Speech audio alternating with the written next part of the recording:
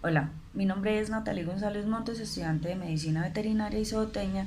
Hoy vengo a hablarle sobre los receptores de membrana acoplados a la proteína G.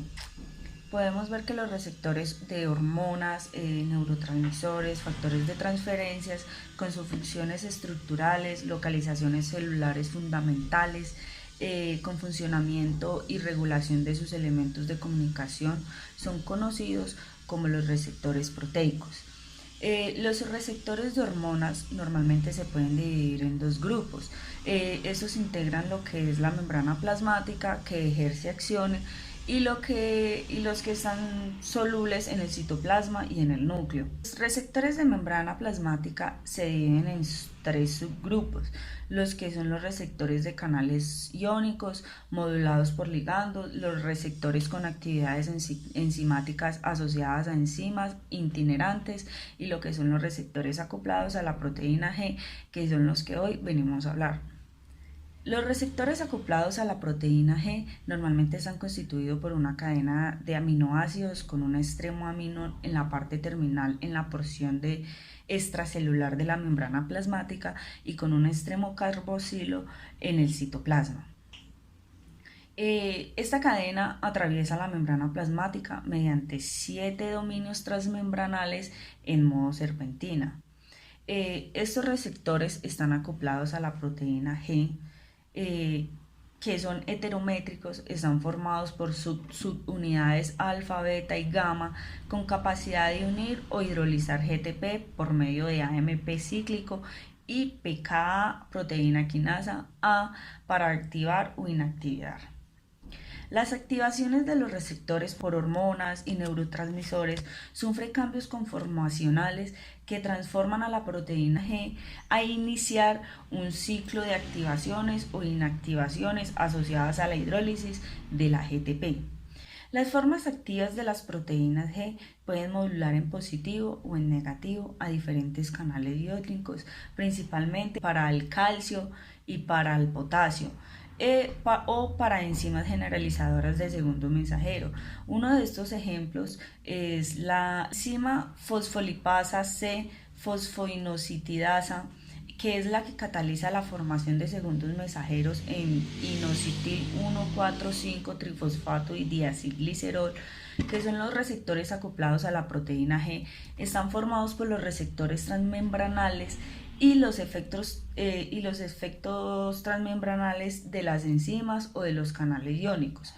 Los receptores normalmente reciben el mensaje o los neurotransmisores, que vienen siendo los primeros mensajeros, en la cara externa, en la porción amina de la membrana plasmática, e introduce a la producción, a la degradación o el cambio de concentración de metabolismos o de iones como segundos mensajeros o factores acoplados al calcio, que nos permiten que haya una señal que se propague al interior de la célula. Podemos encontrar que hay receptores para la luz, como la redoxina. Podemos ver receptores para los olores, para el sabor, para el ciclo de calcio, receptores que para muchos principales neurotransmisores como la adrenalina, la dopamina, la serotonina, la histamina, los opiáceos y lo que son los cannabinoides, y muchas otras hormonas generales y locales como la angiotensina, vasopresina, el glucagón, la ACTH, que viene siendo la hormona adrenocorticoide, la gonadotropina, la prostaglandina y varias otras. Hay varios subtipos de receptores para una sola hormona. Uno de estos ejemplos es la adrenalina y la noradrenalina, que comparten 9 receptores: 3 alfa 1, 3 alfa 2 y 3 alfa beta y 3 beta, qué pena. Existen varios subtipos de receptores para una sola hormona. Por ejemplo, la adrenalina y noradrenalina, que comparten 9 receptores, que son 3 alfa 1, 3 alfa 2 y 3 beta. La existencia de subgrupos de receptores con expresiones diferenciales en los distintos tejidos resulta posible del proceso de presión y de selección, normalmente de evolución, que pudieron haber otorgado ventajas adaptativas para la regulación diferencial. Vamos a encontrar una etapa de sensibilización en una etapa inicial que toma unos cuantos minutos, que se producen cambios en el estado en la fosforilación del receptor que lo congela en un estado inactivo o un poco activo. Posteriormente, el receptor es internalizado en las vesículas, lo que disminuye el número de receptores en la membrana, y este proceso se inicia en minutos, pero puede tomar muchas horas. Los receptores internalizados pueden ser degradados o bien sean reciclados a la membrana plasmática si la estimulación es prolongada o intermitente con alta frecuencia. Se pueden producir cambios en la síntesis de los receptores.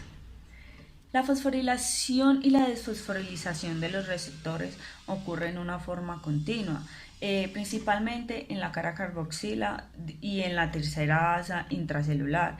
Estas fosforilaciones constituyen a los que se asocian a diversas proteínas, las beta-arrestina, entre ellas, que permite que se formen complejos de macromoléculas para internalización de los receptores.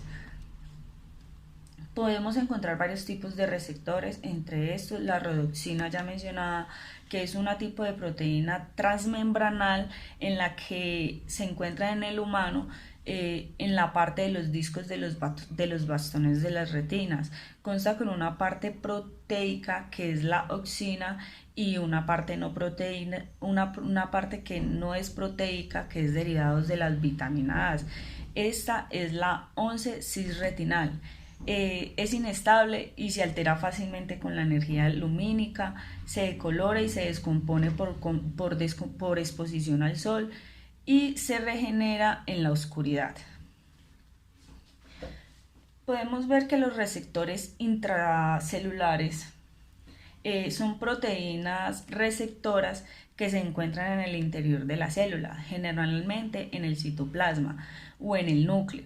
En la mayoría de los casos, los ligandos de los receptores intracelulares son moléculas pequeñas e hidrófobas, o sea, rechazan el agua, ya que se deben poder cruzar con la membrana plasmática para poder alcanzar sus receptores. Ejemplos: los receptores principales de las hormonas esteroideas hidrófobas, como las hormonas sexuales del estradiol o un estrógeno, y la testosterona, que son intracelulares.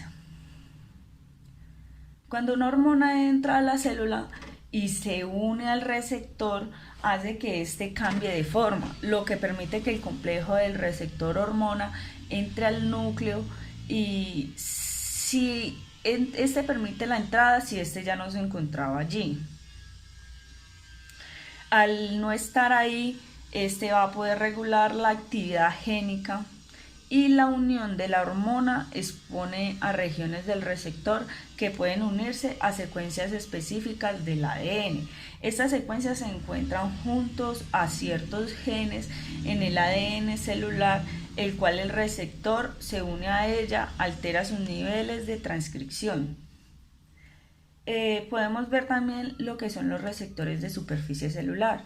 Estas proteínas ancladas a membranas se unen a ligandos en la parte del exterior de la célula. Este tipo de señalización, el ligando no necesita cruzar la membrana plasmática de este modo, en la parte del exterior de la célula. Este tipo de señalización, el ligando no necesita cruzar la membrana plasmática de este modo. Muchos tipos de moléculas incluyen a grandes moléculas hidrófobas que amen el agua, que puedan actuar como un ligando. Los receptores de superficie celular típicos tienen tres diferentes dominios o regiones proteicas: un dominio extracelular, que es fuera de la célula, que se puede unir a un ligando; un dominio hidrófobo, que se extiende a través de la membrana; y un dominio intracelular, que es dentro de la célula, que transmite la señal.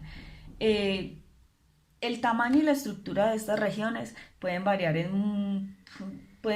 de acuerdo al tipo de receptores y de la región hidrófoba, que puede constar de varios tramos de aminoácidos que se entrecruzan en la membrana. Para eso podemos encontrar varios tipos de ligando. Los tipos de ligando son producidos por las células señaladoras e interactúan con los receptores al interior o al exterior de la célula diana.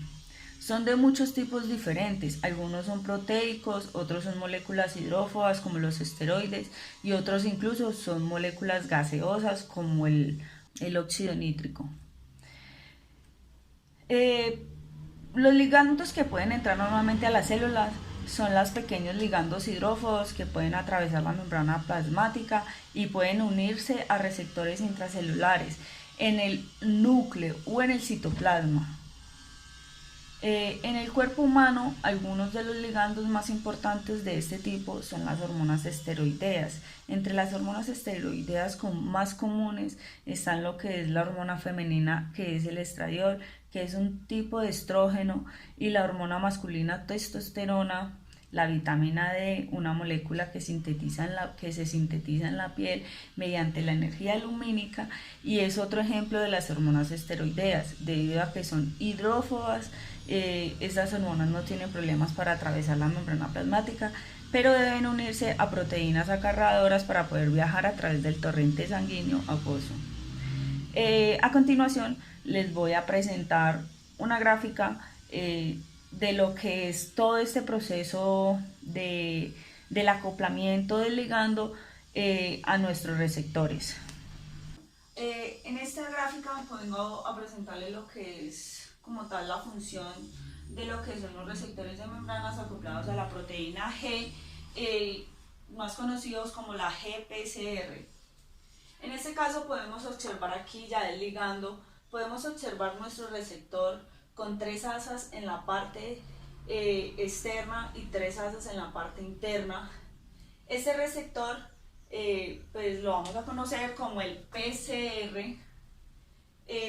Podemos encontrar aquí nuestra proteína heterométrica, que está compuesta por lo que es la subunidad gamma, beta, alfa, la cual en su forma inactiva va a estar unida a su GDP.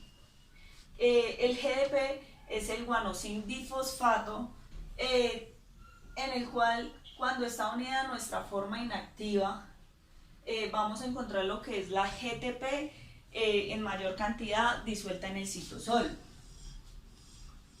Como podemos ver aquí en este proceso, podemos observar que este cambio lo vamos a encontrar por 7 dominios.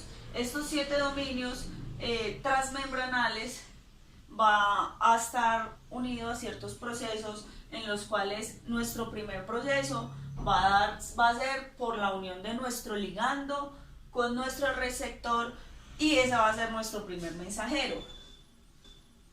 En este caso podemos encontrar lo que son las hormonas, podemos encontrar hormonas, puede ser cualquier tipo de hormona, se une a nuestro receptor, este va a atravesar nuestras membranas a través de sus 7 dominios.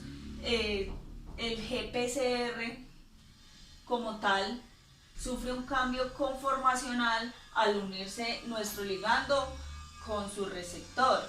Este cambio conformacional va a producir que nuestra subunidad alfa sufra un cambio y lo que haga es poder retirarse de nuestras subunidades beta y gamma.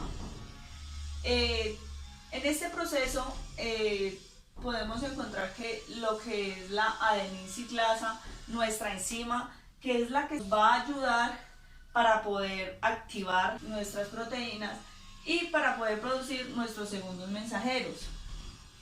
Resulta y sucede que nuestro cambio, en el momento que nuestro extremo alfa se retira de lo que es la gamma y la beta, este se va a separarse del GDP y automáticamente se va a unir a un GTP. Este GTP se va a disociar y va a regular la proteína como tal objetivo, que es nuestra enzima.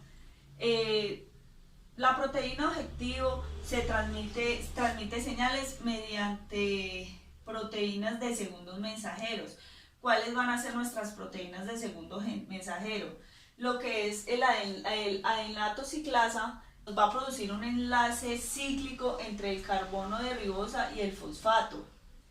En este caso podemos ver el AMP en su conversión, pasando a AMP cíclico, convirtiéndose en un segundo mensajero. Lo que es este proceso nos va a producir lo que es el aumento de frecuencia cardíaca, la dilatación de vasos sanguíneos en la sangre, podemos encontrar glucógeno en conversión de glucosa, lo que vamos a encontrar que el GTP se va a poder hidrolizar a GDP de nuevo por medio de nuestra AMP cíclica, que es un modulador alostérico positivo. En este caso vamos a encontrar lo que es la APK, que es la proteína quinasa, que se fosforila y podemos encontrar una forma activa o inactiva para activar o desactivar los sustratos. Este ciclo podemos encontrarlo pues dependiendo de todas las necesidades o cómo sea de largo nuestro proceso. Dependiendo de las necesidades, asimismo va a ser cíclico, o podemos encontrar nuestro extremo en el cual nos va a inhibir nuestro ligando y va a evitar todo este proceso. Gracias.